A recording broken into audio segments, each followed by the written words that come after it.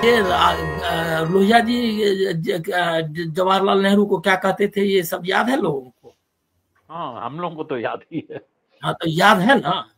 और उनको क्या क्या नहीं कहा गया? तो ये जो है, ये कोई बात है? कोई इलेक्टेड रिप्रेजेंटेटिव है, पब्लिक लीडर है, ये चालू हो जाता है तुरंत क्या कि ये पद के खिलाफ, आप सेना के खिलाफ बोले तो फलना के खिलाफ बोले। अरे कोई पब्लिक स्क्रूटनी से ऊपर नहीं है। और उसमें अगर जो है, अगर जो क्या कहते हैं, चाहे वो इवन राष्ट्रपति भी नहीं है, राष्ट्रपति का जब हम नाम लेंगे तो महामहिम बोलेंगे। लेकिन ये थोड़े है, अब राष्ट्रपति कुछ कुछ करने लगे तो उनके बारे में बोला नहीं जाएगा कि आप व्यक्तिगत रूप से क्या है। उसने वो प्रधानमंत्री को थोड़े, भारत के प्रधानमंत्री को कहा कहीं चीनी खिलाने के लिए थोड़े अपॉइंट हुए। हाँ, तब वो ये थोड़े बोला कि भारत का प्रधानमंत्री जो है वो क्या कहते हैं, वो बोल रहा है, नरेंद्र मोदी को बोल रहा है कि वो जो है नरेंद्र मोदी सरेंडर किया ट्रंप के सामने। अब वो ट्रंप के लोग बोले क्या कह रहे हैं, अमेरिकी राष्ट्रपति को आप बोल रहे हैं अमेरिकी राष्ट्रपति, और आप हो गए राष्ट्रपति तो उसके बाद आपको सब इम्यूनिटी मिल गया, तो फिर तो कोई बात ही नहीं है। और इसका प्रेसिडेंस भी है। डॉक्टर लोहिया जब संसद के सदस्य नहीं थे तब उनके बारे में क्या क्या बोलते थे, सदस्य जब हो गए तो उसका तो छोड़ ही दीजिए, तो भी एक कॉमन मैन की तरह उनको कितनी चुनौतियां और क्या क्या उनको कहा गया। कहते थे, वो बोलते थे कि ये जो है इनका रोज का, इस पर बकायदा डिबेट है कि उन्होंने जो आरोप लगाया वो सही था क्या, कि 25,000 उन पर खर्च होता है रोज, क्या कहते हैं, इस तरह के भी आरोप लगाया इन पर, इनका इतना खर्चा होता है, जबकि सबको पता है। अभी किससे आ रहे हैं लोग, हालांकि मथाई का ऑटोबायोग्राफी बहुत पहले छपा हुआ है, उसमें उन्होंने लिखा है कि किस तरह से अपना मोजे खुद सिलते थे, और वो जो है किस तरह से अपना कमीज जो है, और क्या उनकी हालत थी, उनके जेब में पैसे नहीं होते थे। ये सारा मथाई ने, उनका जो सेक्रेटरी रहा, उसी ने लिखा है, और बहुत सारे लोगों ने लिखा है, सादगी और उनका जो अब मतलब पर्सनल त्याग है उसके बारे में। तो ये कोई बात नहीं है, पूछ ही सकता है कि भारत का प्रधान उस समय, आप 62 में जो उनको ललकारा विपक्ष ने, क्या कहते हैं, वहां उनकी जो नीति, मतलब जो 62 वार के बाद के समय जो संसद में हुए, वो जरा देख लीजिए। सब व्यक्तिगत आरोप लगाए कि आपने गलत डिसीजंस लिया, आपने देश की सुरक्षा को ये किया। लेकिन हाँ, न उन्होंने किसी को कहा कि तुम देशद्रोही है क्योंकि हमारे खिलाफ बोल रहा है, और न लोगों ने उनको कहा कि आप देशद्रोही है। ये भी बात ध्यान रखना चाहिए। आज का माहौल एकदम अलग है। ये सब जो है लफंगे, जो क्या कहते हैं सरकारी, वो लग जाते हैं, क्या कहते हैं, आपको गाली देने में, और आपको पाकिस्तान का एजेंट और क्या क्या बोल रहा है लगातार। उनका सांसद बोलता है कि ये तो पाकिस्तान की भाषा बोले, तो पाकिस्तानी।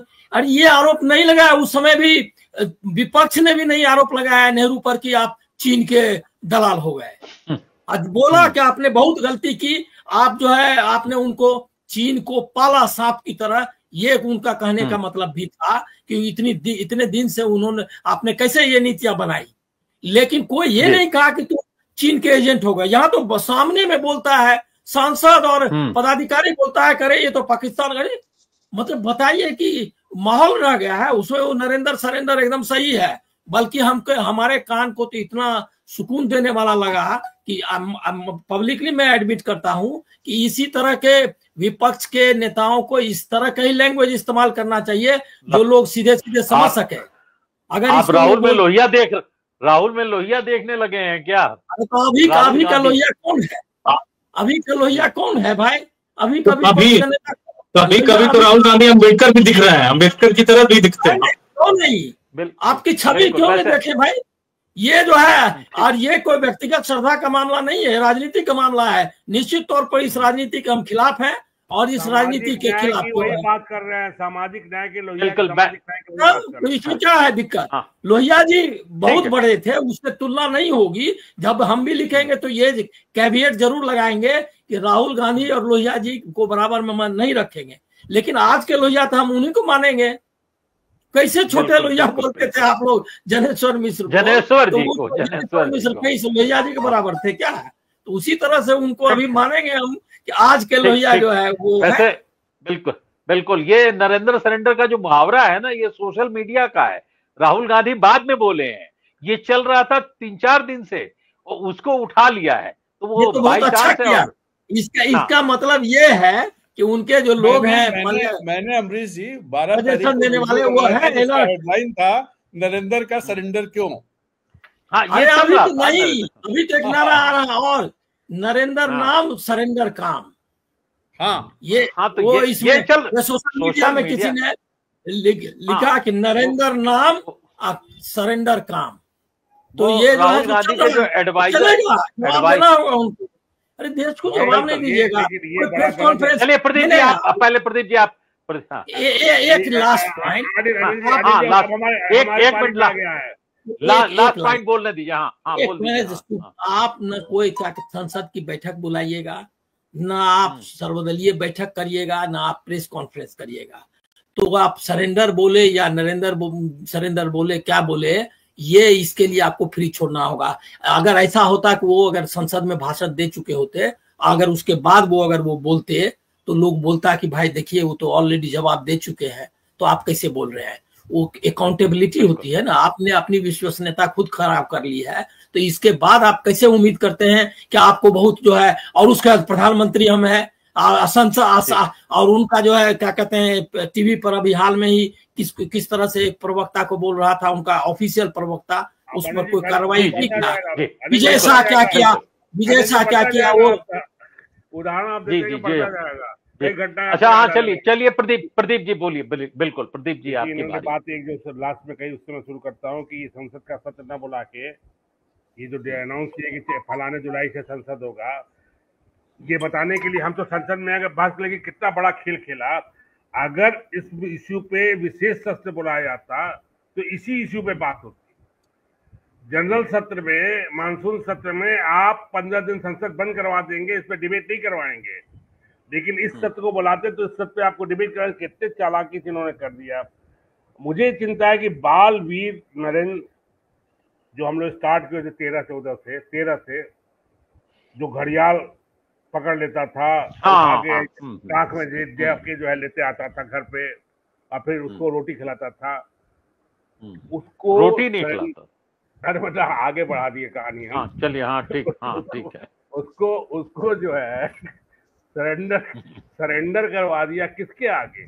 खाने पीने के मामले में आप अमरीश जी को चुनौती मत दीजिए, वही तय करेंगे क्या खाएगा। नहीं, मगरमच्छ का खाना मैं नहीं डिसाइड करूंगा ना, मगरमच्छ क्या खाएगा ये डिसाइड करना बड़ा मुश्किल है। मेरा टाइम मत लीजिए आप लोग, बड़े मुश्किल से टाइम देते हैं अनिल जी। तो वो इसलिए ये मैं अभी कहीं बात हो रही थी किसी चैनल पे, मैंने यही कहा कि राहुल ने सीख लिया है कि अगर आप उस भाषा को नहीं बोलेंगे। मुझे याद है 14 में कांग्रेस के दफ्तर में सारे रिपोर्टर बैठ के कहते थे अरे इसके भाषण के आगे, मोदी जी के भाषण के आगे ये सही में फेल है। यही भाषण तो था, यही भाषा तो थी, ये भाषण लोगों को प्रिय आ रहा था।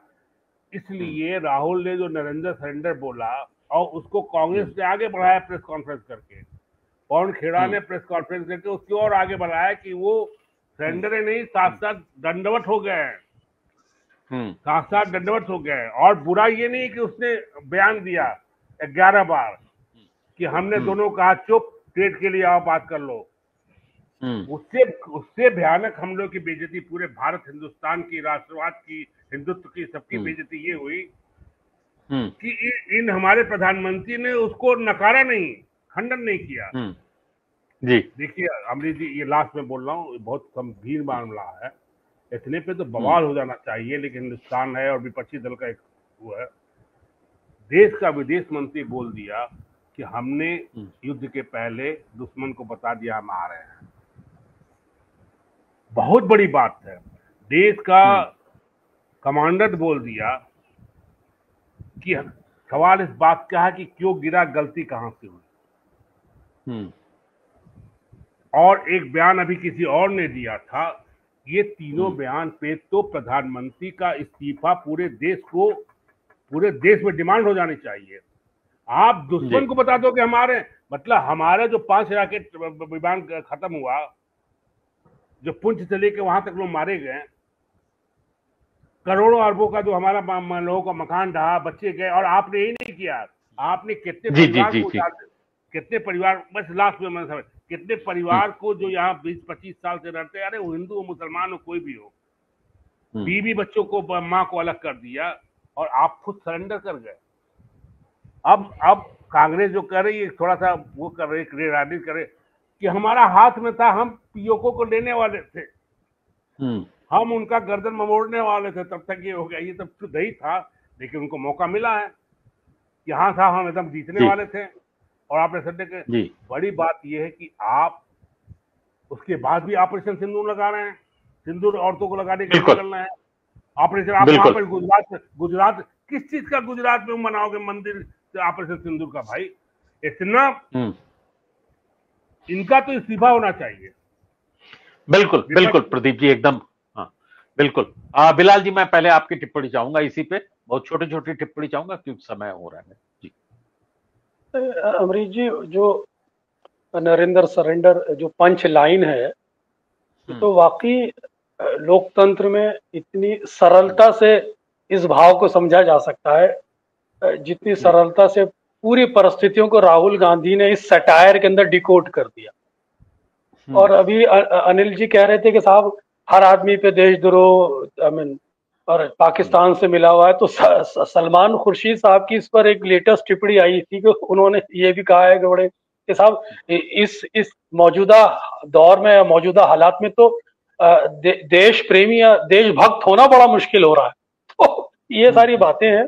कुल मिलाकर अमरीश जी, अगर विशेष सत्र बुला लेती सरकार तो हो सकता है फिर विपक्ष उनको मानसून सत्र में सहयोग करता। अब मेरे को कोई उम्मीद नजर नहीं आती कि विपक्ष मानसून सत्र में उनको किसी तरह का भी कोई सहयोग करेगा। साथ ही साथ जो मानसून सत्र में घटेगा उसका पूरा प्रभाव बिहार की राजनीति तक जाएगा।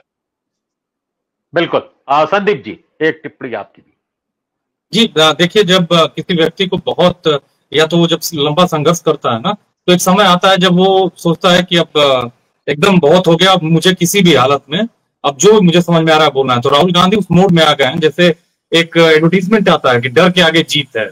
अब उन्होंने पूरी तरह से एकदम बोल्ड हो चुके हैं। अगर वो छोटे लोहिया नहीं है तो मझोले अम्बेडकर जरूर हो चुके हैं और वो बनने की प्रक्रिया में। तो इस बात को ध्यान रखिए कि उन्होंने जो कहा नरेंद्र सरेंडर, गलत क्या किया? 3 दिन में आपने सरेंडर कर दिया। ये कौन सी आक्रामकता थी? हमारे एक साथी ने अभी कहा कि एक उनके मंत्री ने इतना बड़ा जब मैंने स्टेटमेंट दिया, कहा कि हमने इन्फॉर्म कर दिया। अरे भाई, आप क्लैरिफिकेशन दो ना, क्या इन्फॉर्म किया, कैसे दिया? इतना गंभीर मामला, और इससे कोई बात ही नहीं हुई है पब्लिक डोमेन में, ये पार्लियामेंट में डिस्कस होना चाहिए था। तो एकदम सही बात है कि आने वाला मानसून सेशन, ये तो चूंकि कोई ट्रांसपेरेंसी है नहीं, इनमें कुछ बता पाएंगे नहीं, तो वो धुल जाएगा। बिल्कुल। राजेंद्र, एक अंतिम टिप्पणी आपकी।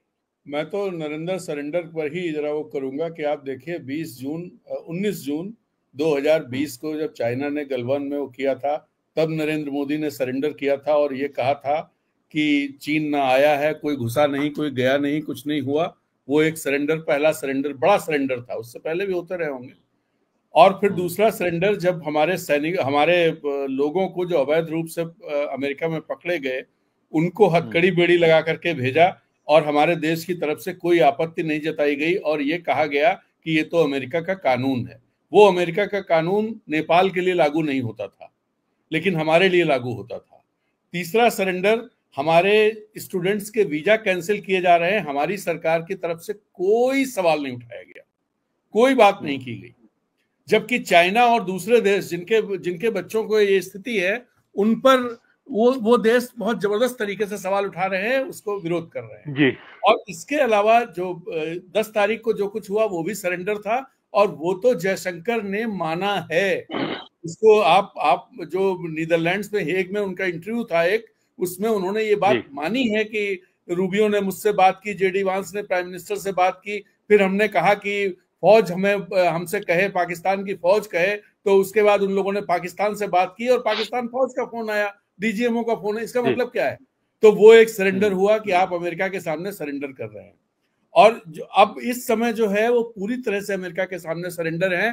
परसों वहां के जो कॉमर्स सेक्रेटरी, उसने इंडियन कम्युनिटी की मीटिंग में, मतलब वो जो भी कॉन्फ्रेंस वगैरह थी, उसमें बहुत साफ साफ कहा है कि भारत को ब्रिक्स में नहीं रहना है।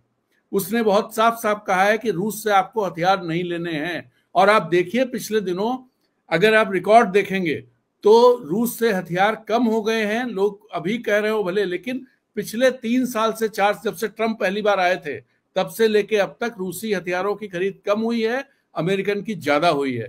दूसरी बात उन्होंने कही ब्रिक्स को लेकर के, ब्रिक्स में भारत कहीं दिखाई दे रहा है क्या? उन्होंने यही कहा है ब्रिक्स में डी-डॉलराइजेशन, इसको लेकर भारत, हमें पसंद नहीं है चीज, भारत को ऐसा नहीं करना चाहिए। भारत जो बंद कर दिया करना, ईरान में जो कुछ किया था उसके बाद कहीं दिखा भारत? कहीं नहीं दिखा है। तो ये पूरी तरह से सरेंडर है, इसमें कोई गलत बात राहुल गांधी ने नहीं कही। बिल्कुल, हमें लगता है कि जो मुहावरे होते हैं कई बार बनते हैं। एक उत्तर प्रदेश में मुहावरा चला था, गली गली में शोर है, सीबी गुप्ता गली, सीबी गुप्ता चोर है, जो मुख्यमंत्री थे, और वो ऐसा चल गया। और सीबी गुप्ता ईमानदार व्यक्ति थे। बड़े रोचक बात है कि हिसाब किताब के मामले में सबसे ज्यादा ईमानदार लोगों में सीबी गुप्ता थे, लेकिन जब मुहावरे चलते हैं तो चलने लगते हैं। राजीव गांधी के लिए चल गया था, गली गली में राजीव गांधी चोर है। तो ये मेरा ये कहना है कि ये नया है, चिपक जाएगा, ये नया नारा है। ये कई नारे ऐसे होते हैं। ये दरअसल पहली बार ऐसा हुआ है 2014 के बाद विपक्ष पहली बार ऐसा नारा दे पाया जो लोगों की जुबान पे चढ़ गया। ये मैंने कहा ये विपक्ष का नारा नहीं, ये सोशल मीडिया में बहुत पहले आया था, लगातार लोग लिख रहे थे। राहुल गांधी ने उसे उठा लिया, और चूंकि राहुल गांधी ने उठा लिया,